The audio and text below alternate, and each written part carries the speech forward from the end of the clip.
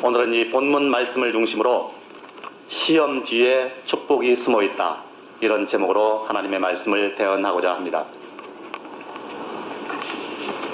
오늘날 우리는 감성이 상실된 세대를 살고 있습니다.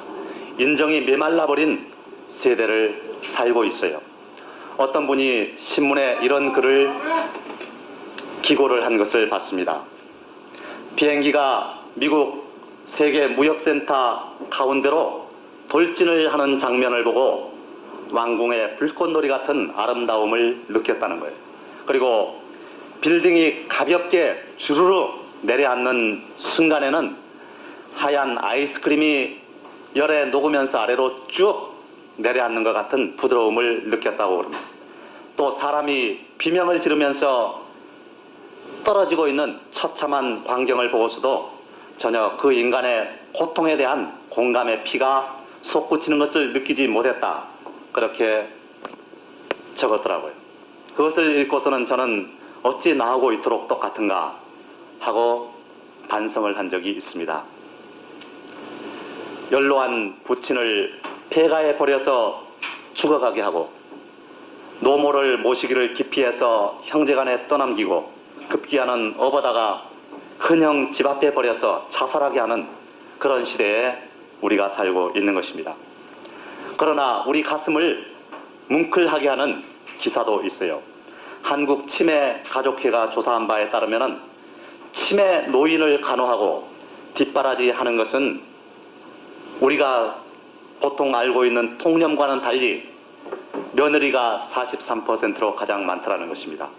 그리고 배우자가 22%로 며느리의 절반입니다. 딸이 14%로 며느리의 3분의 1, 아들이 10%로 며느리의 4분의 1에도 미치지 못하고 있어요. 각박한 세상에서도 이런 며느리들이 있어서 시대의 양심이 살아있는 것이 아닌가 하는 생각이 들었습니다. 이런 시험을 잘 견뎌낸 며느리에게는 그 시험 뒤에 축복이 숨어 있을 것 같지 않습니까? 여인이 숱한 난관을 통과한 뒤에 한 남자와 결혼에 골인을 했을 때 둘이 서로 더 결속이 잘 되고 사랑이 더 클 것입니다. 그러나 어려움 없이 결혼을 했다면 둘 사이의 사랑이 그토록 절실하지는 못할 것입니다. 사업가가 7전8기의 어려움을 통과해서 사업에 성공을 했을 때 만족이 크고 사업이 견고하여서 무너지지도 않을 것입니다. 그러나 별 어려움 없이 또는 부모님 덕으로 쉽게 성공을 했다면 어떻겠습니까? 무너지기 쉬울 거예요. 사상 누각과 같을 것입니다.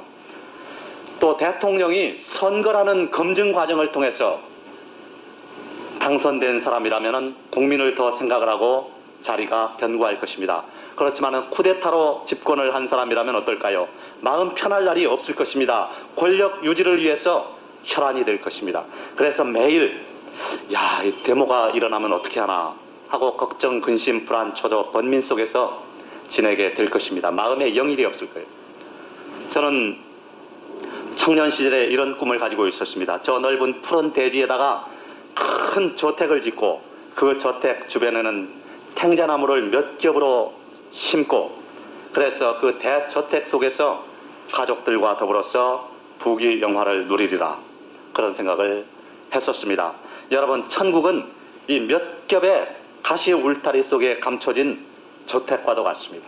천국에 쉽게 갈 수 있다면 그 가치가 아마 덜 느껴질 거예요. 우리의 구원도 쉽게 이루어지지 않습니다. 예수님을 만나고 성령을 받고 잉태된 구원은 온갖 연단을 통해서 성장하고 고난이라는 산고를 통해서 탄생할 수가 있는 것입니다. 이것은 하나님이 우리를 인도하시는 과정이기도 한 것입니다. 우리는 이 하나님의 인도하심을 어떻게 따라가야 되겠습니까? 오늘 본문을 보면 이스라엘 백성이 가나안에 입성한 뒤에도 원주민을 하나님이 남겨두신 것을 볼 수가 있습니다. 왜 남겨뒀습니까? 2장 21절에서 23절까지를 보면은 나도 여호수아가 죽을 때 남겨둔 열국을 다시는 그들 앞에서 하나도 쫓아내지 아니하리니 이는 이스라엘이 그 열조에 지킨 것 같이 나 여호와의 도를 지켜 행하나 아니하나 그들로 시험하려 함이라 하시니라. 그 열국을 머물러 두사 속히 쫓아내지 아니하시며 여호수아의 손에 붙이지 아니하셨음이 이를 인함이었더라 그랬어요. 순종 여부를 시험하기 위해서 하나님이 그들을 남겨두셨다는 것입니다. 그로 인해서 이스라엘 자손은 범죄하게 됩니다. 3장 5절에서 7절까지 보면은 이스라엘 자손은 마침내 가나안 사람과 헷 사람과 아모리 사람과 브리스 사람과 히위 사람과 여부스 사람 사이에 거하여 그들의 딸들을 취하여 아내를 삼으며 자기 딸들을 그들의 아들에게 주며 또 그들의 신들을 섬겼더라. 이스라엘 자손이 여호와 목전에 악을 행하여 자기들의 하나님 여호와를 잊어버리고 바알들과 아세라들을 섬긴지라 그랬습니다. 그들과 통혼하고 그들의 신들을 섬기고 우상을 숭배했다는 것입니다. 그 결과 하나님의 진노가 임합니다. 3장 8절을 보면 여호와께서 이스라엘에게 진노하사 그들을 메소포타미아 왕 구산 리사다임의 손에 파셨으므로 이스라엘 자손이 구산 리사다임을 8년을 섬겼더니 그렇게 말씀하고 있습니다. 8년 동안을 메소포타미아에게 나라를 빼앗겼어요. 서름을 당한 것입니다. 우리도 과거 35년 동안 일본에게 나라를 빼앗겼을 때 얼마나 서름을 당했습니까? 이스라엘도 8년을 이 이방 나라를 섬긴 것입니다. 그러나 이스라엘이 부르짖음에 하나님께서 구원해 주셨어요. 3장 9절에서 10절을 보면은 이스라엘 자손이 여호와께 부르짖음에 여호와께서 그들을 위하여 한 구원자를 세워 구원하게 하시니 그는 곧 갈레브 아우 그나스의 아들 온니엘이라. 여호와의 신이 그에게 임하셨으므로 그가 이스라엘 사사가 되어 나가서 싸울 때에 여호와께서 메소포타미아 왕 구산 리사다임을 그 손에 붙이심에 온니엘의 손이 구산 리사다임을 이기니라. 하나님께서 구원을 해주셨습니다. 이것이 사사기의 구조예요. 이스라엘이 범죄하고 그러고 나면 하나님이 심판하시고 그러면 또 이스라엘이 회개하고 그 회개를 들으시고 하나님이 구원하시고 이러한 과정이 반복되고 있는 것이 사사기의 구조입니다. 뿐만 아니라 오늘은 이것은 오늘을 사는 우리 성도들의 삶의 과정이기도 한 것입니다. 여기 이스라엘 민족은 오늘날로 말하면 누구를 가리킬까요? 그리고 가나안 원주민은 무엇을 가리키고 있을까요? 여기 이스라엘 민족은 오늘날 우리의 영적 자아를 가리키는 것입니다. 그리고 여기 가나안 원주민은 오늘날 우리 속에 있는 육의 속성을 가리키는 것입니다. 이 육의 속성들을 밀어내야만 축복이 임하고 하나님이 주시는 안식이 임한다는 것입니다. 이 시간 그러므로 모두 다 육의 속성을 밀어내고 하나님의 안식에 들어가게 되시기 바랍니다. 오늘 첫 번째 알아볼 것은 상징의 해석과 그 적용에 대해서 알아보고자 합니다.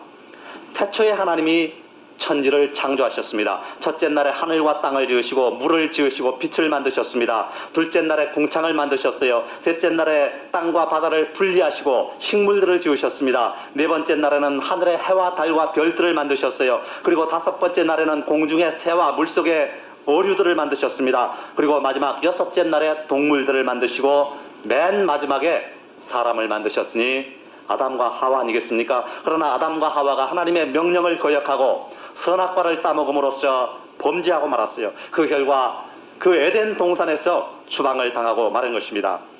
이제 인류가 번식을 하고 사람이 지면에 많아지고 세월이 흘러가며 죄악이 세상에 관영하게 됐습니다. 그래서 하나님은 홍수로 지면을 쓸어버리셨어요. 그리고 바야흐로 노아와 그 세 아들 셈과 함과 야베스의 시대가 도래하는 것입니다. 그런데 셈의 후손으로 아브라함이 탄생을 합니다. 하나님은 아브라함을 믿음의 조상으로 선택을 합니다. 그래서 아브라함이 이삭을 낳고 이삭이 야곱을 낳고 야곱은 12아들을 낳지 않습니까? 이 12아들이 바로 이스라엘 12지파가 되고 그리고 야곱은 이스라엘 12지파의 조상이 되지 않아요?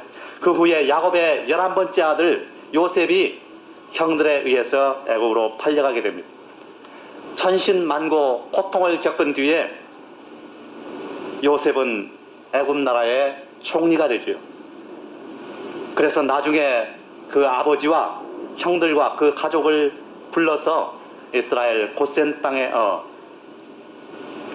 애굽의 고센 땅에 살게 됩니다. 그래서 거기서 이스라엘 민족이 태동을 하게 되는 것입니다. 그리고 그 후손으로 모세가 태어나요.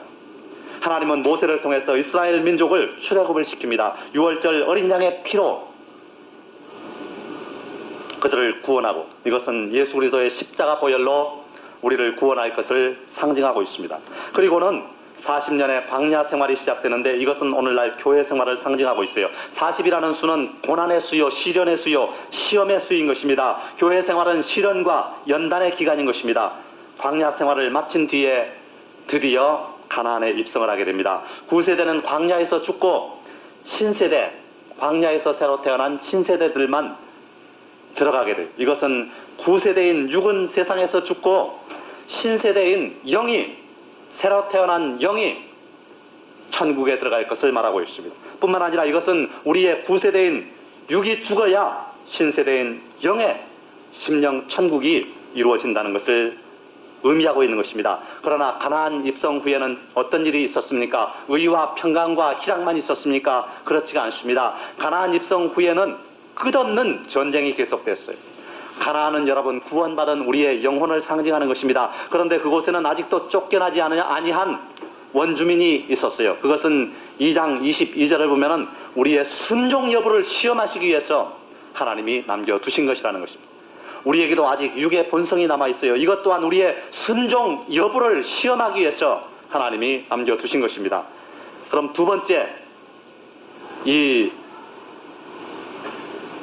원주민들을 왜 정복할 것인가, 또 육의 소욕들을 왜 정복할 것인가 하는 것입니다. 먼저 3장 5절에서 6절을 보면 이스라엘 민족이 원주민 사이에 거하며 그들과 통혼함으로 정복하라는 것입니다. 하나님은 이스라엘 민족이 원주민과 결혼하는 것을 금지하셨습니다. 우리의 영적 자아가 육의 속성과 친하게 지내는 것을 금하고 계시는 것입니다. 여호수아 23장 12절에서 13절을 보면은 너희가 만일 퇴보하여 너희 중에 남아있는 이 민족들을 친근히 하여 더불어 혼인하며 피차 왕래하면 정령이 알라 너희 하나님 여호와께서 이 민족들을 다시는 쫓아내지 아니하시리니 그들이 너희에게 올무가 되며 덫이 되며 너희 옆구리에 채찍이 되며 너희 눈에 가시가 되어서 너희가 필경은 너희 하나님 여호와께서 너희에게 주신 이 아름다운 땅에서 멸절하리라 그렇게 말씀하고 있습니다. 그들과 통혼하면은 그들이 올무가 되고 덫이 되고 채찍이 되고 눈에 가시가 되겠다는 것입니다. 그래서 너희가 멸절하겠다는 거예요. 그들과 결혼하면은 하나님이 그들을 쫓아내지 아니하시겠다는 것입니다. 그래서 그들이 올무가 되고 덫이 되고 채찍이 되고 가시가 되어서 그들의 삶을 방해하고 위협하겠다는 것입니다. 오늘날도 마찬가지입니다. 우리도 육의 속성과 타협하면은 하나님이 우리에게서 육의 속성들을 쫓아내지 아니하시는 것입니다. 그 결과 그것들이 우리에게 올무가 되고 덫이 되고 채찍이 되고 가시가 되는 것입니다. 그래서 그것들이 우리의 삶을 방해하고 우리를 위협하는 것입니다. 철새 떼가 공중을 수십 마리가 날아가고 있었습니다. 그런데 그 중에 한 마리가 날개 축지가 너무 아파서 야 이제 좀 쉬어갔으면 좋겠다 하고서 땅 아래를 내려다보니까 어미 닭이 병아리들을 데리고 벌레를 잡아주는 한가한 모습이 목격이 됐어요. 그래서 야 저들은 철에 따라서 이동도 하지 않고 한 자리에서 살고 있으니 얼마나 좋을까. 나도 내려가서 저 닭들과 같이 좀 살아야 되겠다 하고서 내려갔어요. 매일같이 뭐 날개가 아플 필요도 없고 지면에 가면 벌레도 많고 매일 잡아먹으면서 이 닭들과 함께 지냈습니다. 그런데 한 1년쯤 지나니까 엄마 아빠가 보고 싶고 형도 보고 싶고 동생들도 보고 싶고 그래서 야 나도 엄마 아빠 이제 오시면 따라가야지 하고 있는데 공중을 보니까 철새떼가 지나가요. 보니까 엄마 아빠도 있고 형도 있고 동생도 있어. 그래서 엄마 하고서 날갯짓을 하고서 올라가려고 그러니까 날아지겠습니까? 못 날겠습니까? 못 날아요. 왜 못 납니까? 1년 동안 마음껏 뭐가 됐으니 몸에 살이 붙어가지고 나를 수가 없는 것입니다. 우리도 마찬가지예요.